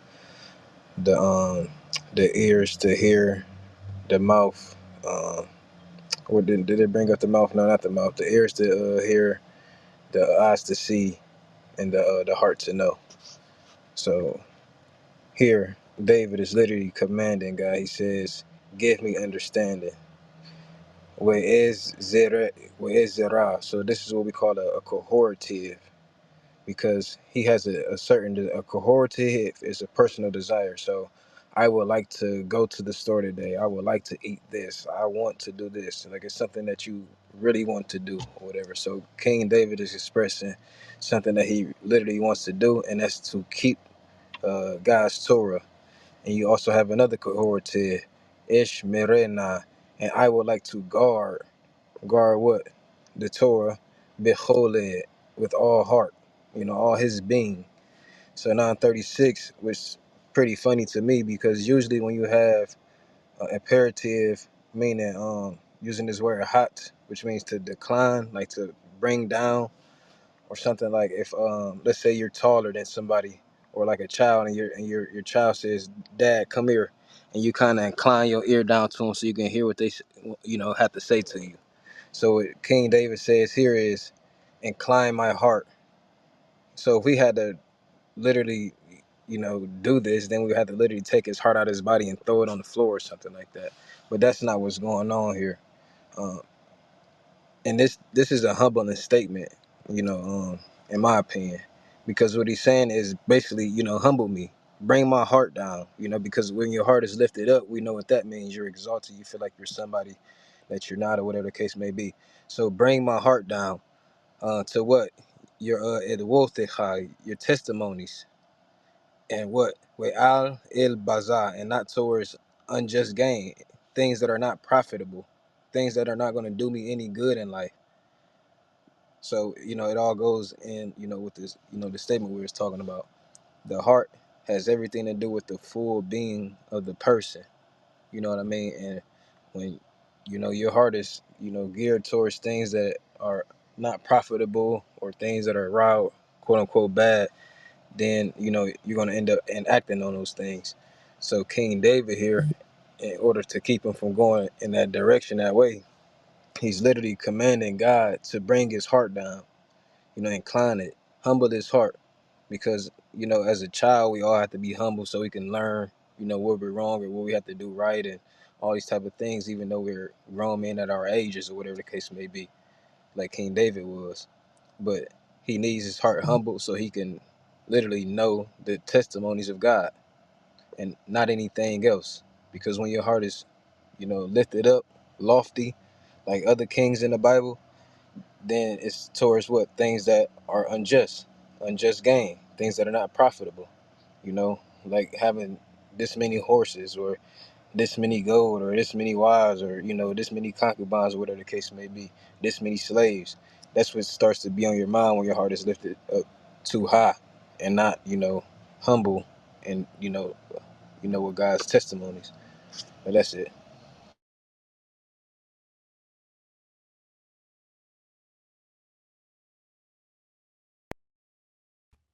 Yeah, that's another good one.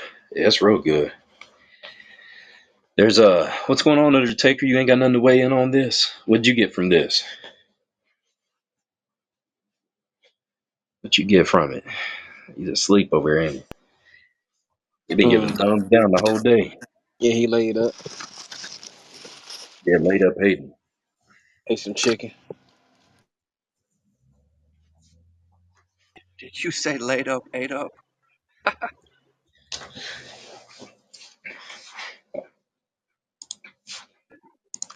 I mean, I just found something. The ministry right here, deputyship,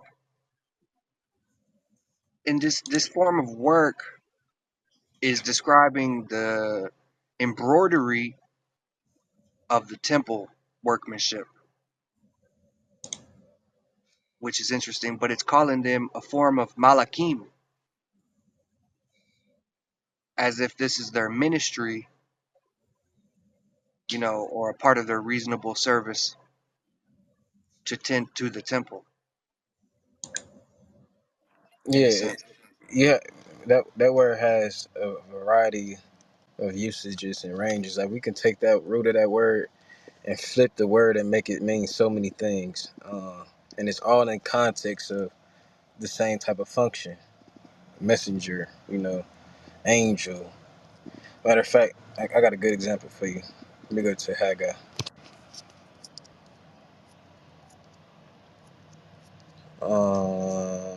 Give me a second, because it's all authentic right now off my memory.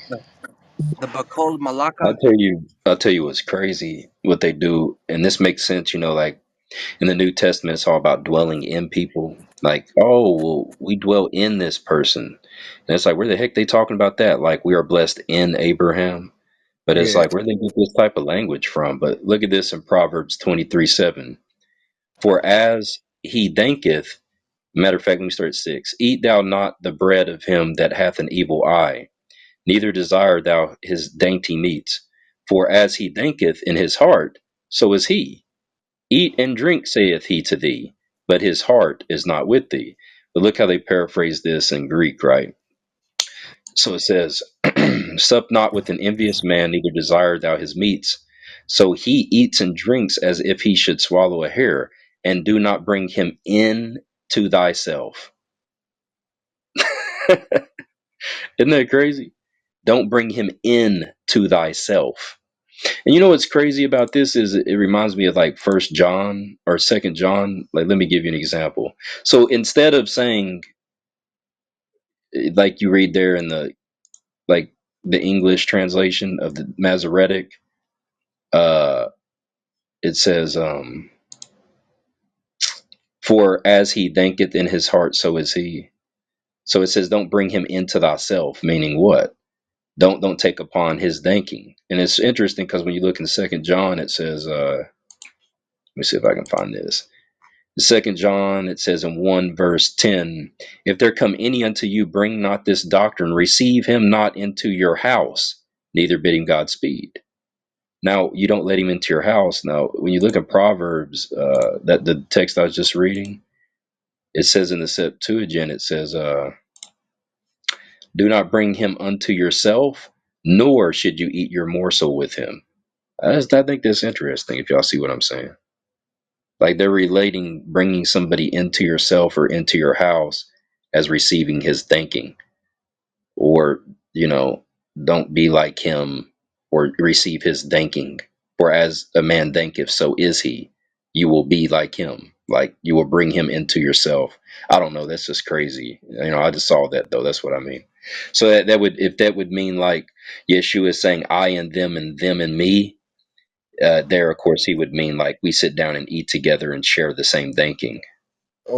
when you go to Judges chapter, is it no? It's Joshua. Joshua chapter 7, dealing with the story of Achan. Um, he became this, to make it make it all short. He became this accursed thing, this devoted thing or whatnot. And when that happened, God ordered that not only that he is to be killed, but everything that he touch his house, his tent, his animals, his family, with everything that belonged to him, basically was to be utterly destroyed. You know what I mean? Why? Because that his way of thinking, or whatever you want to call it. I got a red bar. Let me know if I go out. His All way of right. thinking, of doing things, um, could persuade you to do what he did.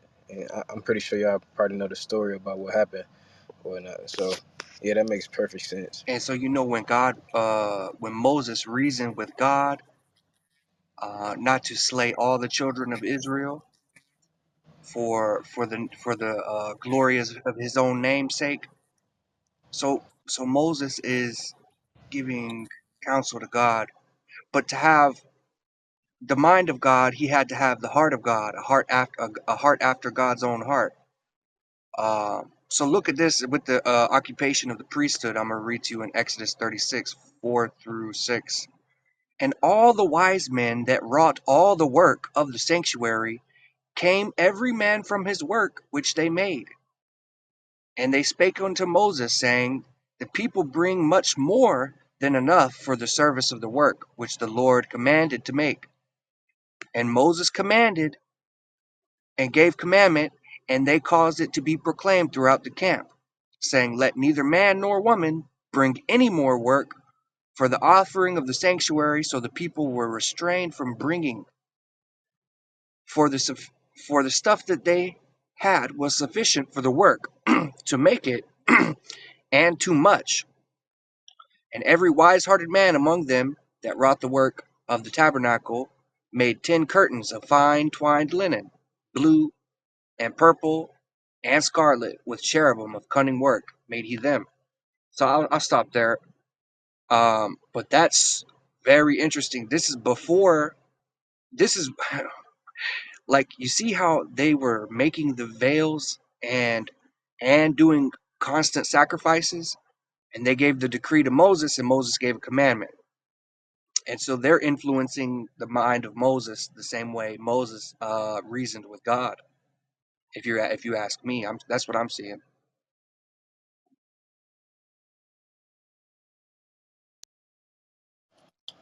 And then with that word you was talking about in Haggai chapter 1, if you go to verse 13, uh, I'm going to show you in two verses, the same root of the word being conjugated in different ways and having a different but the same meaning.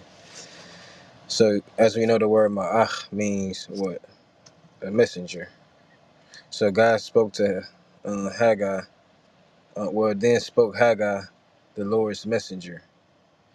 Be ma'achuth, in a what? A message. So, you had the same word, just conjugated a little bit differently, but he's a messenger of the Lord and he's bringing a message, and that message is pronounced ma'akuth.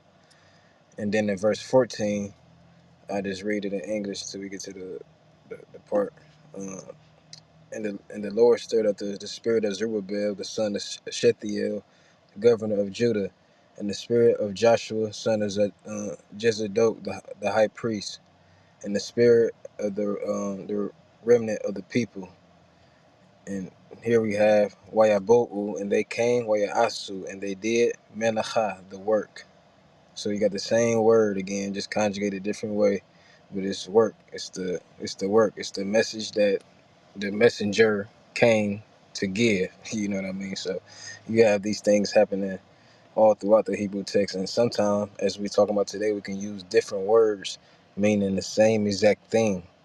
You know what I mean? Even though they are, morphology different and phonology different, they can have the same type of meaning. They're just dealing with the context, and a lot of these things are poetic, literature. So they're going to try to find the right word that they should use in that poetic, stanza. You know what I mean, to make it, rhyme or flow or everything go together. So I mean, we do it today in music. You know what I mean. So it's the same type of thing there.